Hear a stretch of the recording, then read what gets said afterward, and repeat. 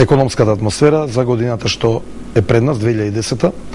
Според некои анализи и на експерти од домашната јавност пред се, дека всушност вистинскиот удар на кризата ќе го почувствуваме во првиот квартал на идната година, дека се помала е кондицијата на македонското стопанство и дека се потешко работат и екзистираат оние кои што треба да го полнат буџетот.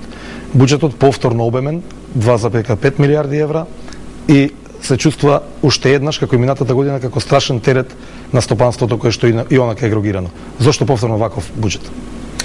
Буџетот е тукав колку што се очекуваат приливи во буџетот, како што и оваа година беше тукав колку што се очекуваат приливи, плюс оној буџетски дефицит што се планира. Го задржувате тој на исто ниво како лани? Не, го намалуваме од 2,8 на 2,5. Да.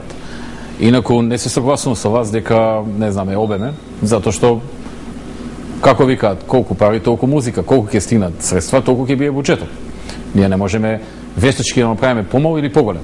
Ги спуштивме даноците на најниско можно ниво во Европа. Нема држава во Европа што има помали даноци. Ги спуштивме и придонесите. И буџетот е тукав колку што може да биде. Во другите држави, за сите овие даноци што ги имаме, има повисоки стапки и фирмите плаќаат повисоки даноци.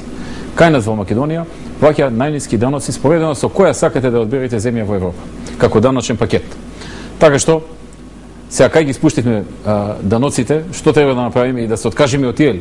Тоа е не очекувате ли дека ќе работа, мислам, треба да функционира државата. Очекувате ли дека ќе се полни буџетот до тоа ниво до кое што го предвидувате, бидејќи кој ќе го полни ако стопанството е егрогирано, фирмите затвараат, еве 6700 фирми се блокирани од управа за приходи и се најавуваат нови. Тоа е исто важна вака манипулација што се спомнува. Ќе објаснам зошто велам така. Буџетот е прилагоден и на сегашната ситуација. Значи ние проектираме дека следната година ќе има раст од 2% и наспроти тој раст го проектираме буџет. Што се однесува до овие 6 реално ли е тоа што го предвидувате 2%? Сакам да ќе одговорам ви за тоа. Сакам да кажам дека се создаде во јавноста еден впечаток дека тие 6000 фирми се блокирани за да платат данок во буџетот. Тие не се блокирани за да платат данок во буџетот, туку да им дадат плати на нивните вработени, согласно законот. Во законот пишува до 15 во месецот треба да им исплатат плата. Така е во законот и УЈП ги блокирало за да си го завршат тоа. Значи не е блокадата, не е точна тезата заради блокадата ќе останеле работниците во тие фирми за нова година без работа.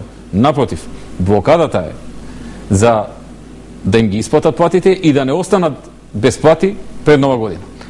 Но колку е реално и она дека голем број од фирмите што веќе се блокирани се некои други зборам за овие што еве се само блокираат така според бидејќи не можат да исполнат законската обврска, меѓутоа бројот ќе се зголемува бидејќи се потешко може фирмите да ги исполнуваат законските обврски. Тоа е затоа што тоне надолу. Тоа е сето тоа е програмирано во буџетот. Значи буџетот кога се прави се смета сегашната и идната економска ситуација и се стават параметри согласно таа ситуација. Значи, тоа што вие ни го кажувате, преходно е пресметувано, анализирано, па после е направен буџетот. Инаку целата оваа ситуација што имаме оваа година и што делумно ќе се преслика и следната година е заради глобалната светска економска криза.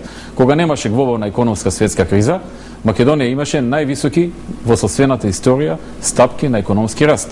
Во 2007 година имавме економски раст од речиси 6%, што никогаш немало до сега. Во 2008 година имавме економски раст од речиси 5%. И тоа ќе беше 6, но бидејќи последните 3 месеци од 2008 не фати кризата, оваа светската криза, тоа 6 го направи на крајот да биде 5%. Да, но тука е кризата сега и тоа е реалноста. Значи, кога немаше криза, се покажа дека економските политики на оваа влада даваат најдобри можни резултати од било кои други економски политики преходно во историјата на државата. Затоа што на крајот на криштата економските политики се креираат за да се оствари раст на целокупната економија, а тоа постепено да ја намали невработеноста. Ние имавме раст како никогаш до сега и имавме 4% поени намалување на невработеноста. Да, меѓутоа сега имаме... Значи трендовите беа позитивни. Имаше 60% раст на извозот во двете години, 2007 и 2008, и имаше дуплирање на странските директни инвестиции. Тоа покажа во 2 години, значи тоа не е во една, па да речеш експериментална била годината. Во 2 години имавме најмногу странски инвестиции, најголем раст на извозот и исто така најголем пораст на севкупната економија. Дојде кризата и напресече како со нож. Тоа е природно и тоа им се случи и на сите други земји. Факт е уште нешто. Во време на криза имаме најмалку странски инвестиции во споредба со државите околу нас. По глава на жител се гледа, не се гледа по износ. Така ако гледате и во не криза сме имале најмалку затоа што државата е најмала со 2 милиони жители. Не може да не споредувате нас со Бугарија, со Србија или пак со не знам некоја Турција и така натаму. Се гледа по глава на жител. Која е разликата меѓу Македонија и Србија, да речеме, по глава на жител? Па, напамет сега не ги знам бројките таму, но по глава на жител воопшто не е таква ситуацијата во Србија како што вие мислите на прв поглед. Треба да се провери, а на памет не ги знам сите бројки. Но не е некоја сјајна. Да беше сјајна, Србија ќе беше во подобра економска ситуација сега него ние. Србија оваа година има околу 3,5 до 4% пат на економијата. Значи во година во која што ние ќе имаме отприлика околу минус 0,6, тие ќе имаат речиси минус 4. Така што не може Србија да е у некоја подобра состојба кога има минус 4% пад на економија. Не, прашувам ова затоа што форсиравте континуирано во претходните 3 години, инвестирајте во Македонија, меѓународна кампања, сите овие законски регулативи беа прилагодени, нели, гилјотината регулаторна и така натаму, кон привлекување на странски инвестиции, меѓутоа и како резултатот е како резултат на тоа, во 2007 година дојдоа 500 милиони евра, во 2008-та 430 ми се чини, никогаш преходно немало толку странски директни инвестиции. Најмногу што дошле беше кога го продадовме електростопанство, и тоа е еднократна продажба, тоа се продава еднаш и никогаш повеќе, монопол, продавате монопол. Кога земјата имаше околу 330. Тоа ќе се случи ако вие Елем го продајате, на пример, сега. Да, сега ние да го продајаме Елем и да речеме леле колку дојдоа странски инвестиции. Во таа година, ако го извадите електростопанство, има 100 милиони евра странски инвестиции. Ние без продажба на монопол добивме во 2007 година 506 милиони евра. Во 2008 430. Значи, политиките и кампањата биле добро скроени и добро натемпирани. Проблемот е што дојде светската економска криза, го пресече овој раст, меѓутоа дури во една таква ситуација, кога го пресече растот, ние имаме најмал пат, трет најмал пат во Европа споредено со сите европски држави. Тоа е исто така резултат покрај на антикризните мерки и на политиките што досега биле спроведувани. Немаше да им биде седно на фирмите ако наместо 10% данок има 15, 18 и 23% персонален данок, како што имаше кога дојдовме на власт. Немаше да им биде седно ако еден куп работи што се на ДДВ не падне од 18 на 5 или ако данокот на добивка не паднеше речиси на 0, затоа што сега е 0% данок на добивка за оние компании кои што нема да распредава дивиденда, а само 10% е данок на добивка за оние кои што ќе распредава дивиденда. Значи сите овие мерки не само што помогнаа во 2007 и 2008 да имаме толков раст, извоз, странски инвестиции, туку помогна и во овие кризна година или години, како да ги наречам. Години ќе бидат очигледно. Да, очигледно ќе бидат години, да. Кризата кај нас фати од октомври 2008.